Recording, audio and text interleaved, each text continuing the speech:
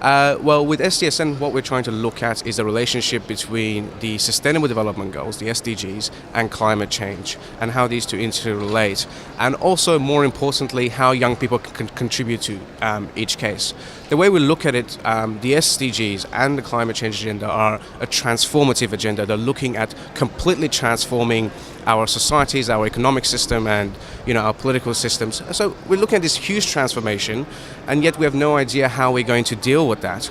And I think young people are at the forefront of this movement. Why? Because they have the creativity to imagine new ways of going about it. They have the energy to bring this into the public and make this a part of the public agenda, which is what it should be.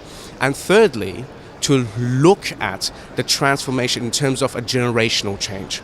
So these are all very important things that we're looking at, and we are here for COP21 because I think it's important for young people to be part of these conversations and being able to contribute, not just have a voice. I mean, that's important. It's a moral right for young people to have a voice at these conferences, but also be able to really actually contribute to the discussions. Would you say that the other youth initiative here at COP21 are not efficient enough? I mean, what is different with youth division of SDSN? Well, no. It's not about that. What I'm saying is that here, what we want to do is work with other young people to be able to create a platform where we can bring ideas together and be able to contribute to discussions for solutions. So not just the advocacy part of it, but also be part of the solutions element. And I mean, no matter how we look at it, this is going to be an intergenerational approach. And at these important conferences, SDSN Youth and other young youth organizations which are doing fabulous work around the world need to be part of these conversations. And really, that's why we're here today. Okay, but would you say that the government from all over the world are listening to the youth of their own country? Are they really taking part of these negotiations?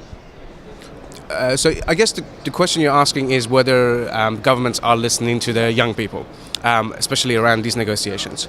Well, I think to some degree, I think it could be a lot more, and it depends on governments. It's very difficult to just paint with the same brush whether every single government is doing it. Some governments are doing it more, some less.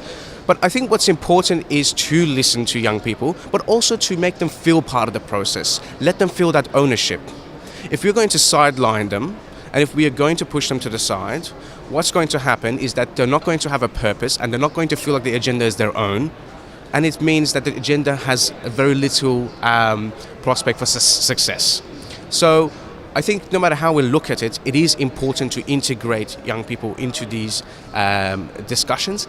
And I think we could start with something as simple as including young people as part of government delegations that are attending, and also having them as a part of the negotiations or discussions within governments. This could be a great start. And of course, there is a lot more to do, which I won't go into. But commitment to this elements of negotiation and integration of young people into policy, I think is a great start. So, would you say that this is your expectation from this COP21, that for the COP22, the delegation from all over the world will integrate some young people? I certainly hope so. We will push for it. But I also think that in the lead up to the next COP, that young people can also act locally. It doesn't necessarily always have to be internationally at all these major conferences, but also locally. I think young people can do a lot of great work locally, and they do. And I think something that I want to do here now as part of my mission to COP21 is to identify these projects and tell the stories of young people to the world, and really demonstrate that they can really do great things at the local level if they're supported and if they are cooperated with. So basically, this is the real essence of COP, and this is the real positivity that remains with me when I go back to Australia. Thank you very much for your time and for your answers. It's an absolute pleasure.